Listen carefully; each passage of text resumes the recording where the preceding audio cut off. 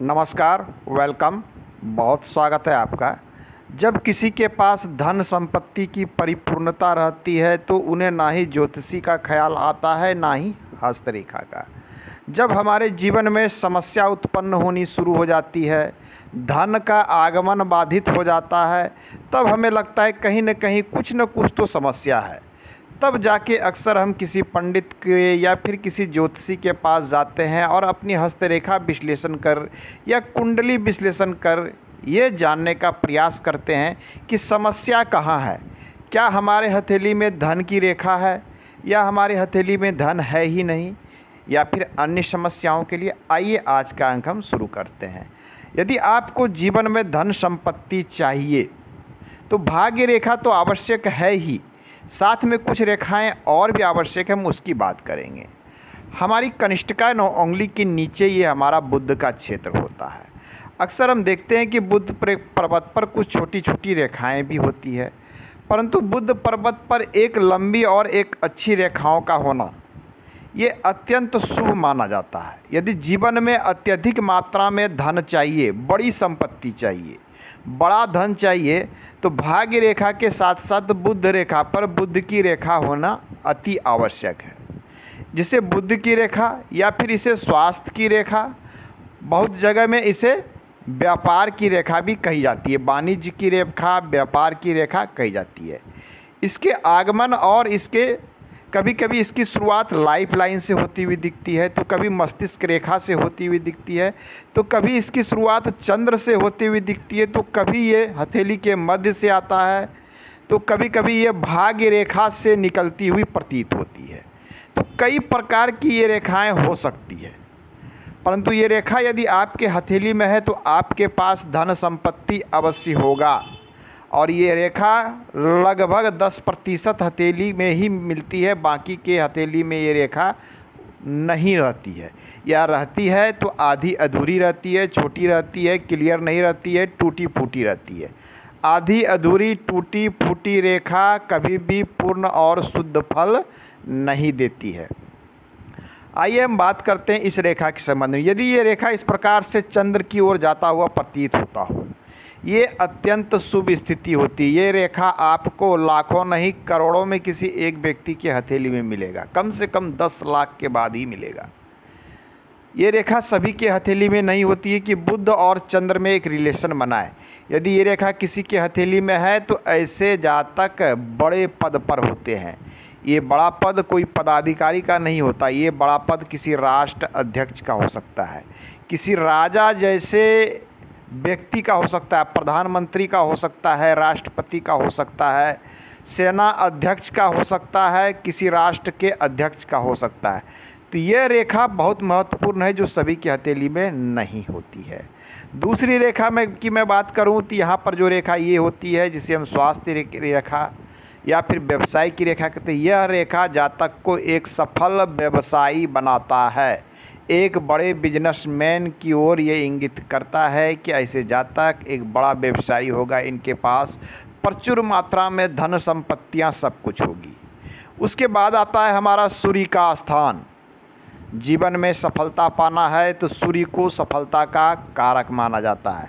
सूर्य पर यदि लंबी रेखा है तो जीवन में आपको सफल होने से कोई नहीं रोक सकता, ये बिल्कुल तय है। लंबी भाग्य रेखा सफलता का कारक कभी कभी नहीं भी होता है, परंतु एक लंबी सूर्य रेखा आपको जीवन में सफल अवश्य बनाएगी। तो लंबी सूर्य रेखा जिसका एक अर्थ निकलता है कि आपके जीवन में धन संपत्ति की परिपूर्णता तो रहेगी, साथ में आपको आपका नाम, आपका यश, आपका मान सम्मान भी समाज में काफ़ी फैलेगा। आपको दूर दूर तक लोग आपके कार्य और कर्मों के कारण जानेंगे, ये सूर्य रेखा बतलाती है।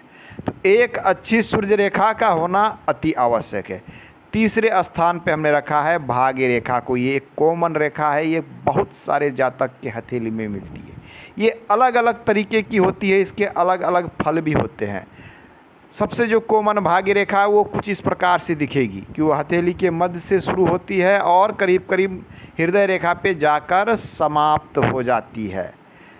आपकी यदि भाग्य रेखा चंद्र से निकली हो तो ये शुभ मानी जाती है। ऐसा माना जाता है कि ऐसे जातक जीवन में जो उन्नति करेंगे, प्रगति करेंगे, वो विपरीत लिंग के सहयोग से करेंगे। यदि आपकी भाग्य रेखा आपके लाइफ लाइन से निकलती है, ये अति शुभ और सुंदर संयोग माना जाता है।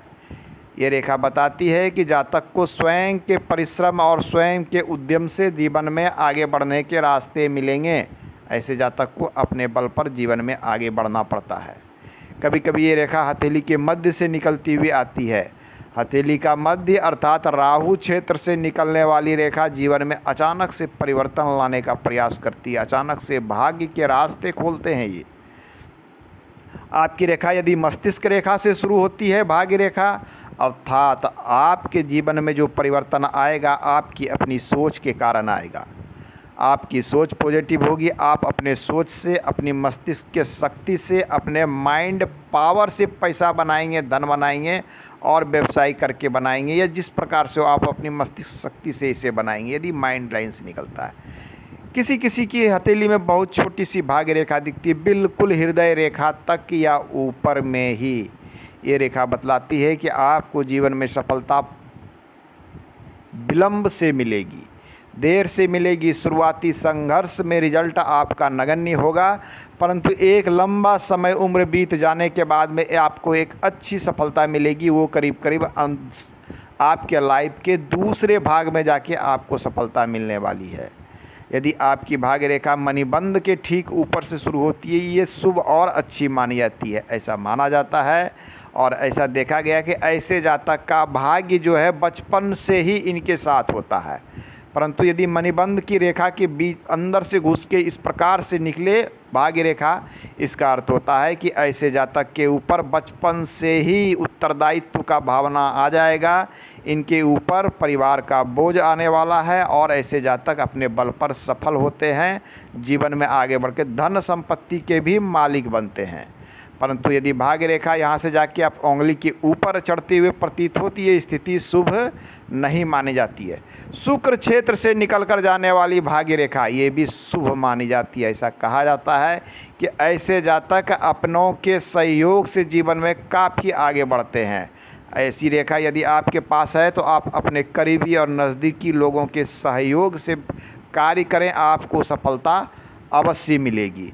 नेक्स्ट हम बात करते हैं गुरु पर्वत पर कुछ रेखाओं के विषय में। आपकी हथेली में यदि यहाँ से कोई रेखा निकल के गुरु पर्वत पर यहाँ जाती है, इसे महत्वाकांक्षा या इच्छा पूर्ति की रेखा कही गई है।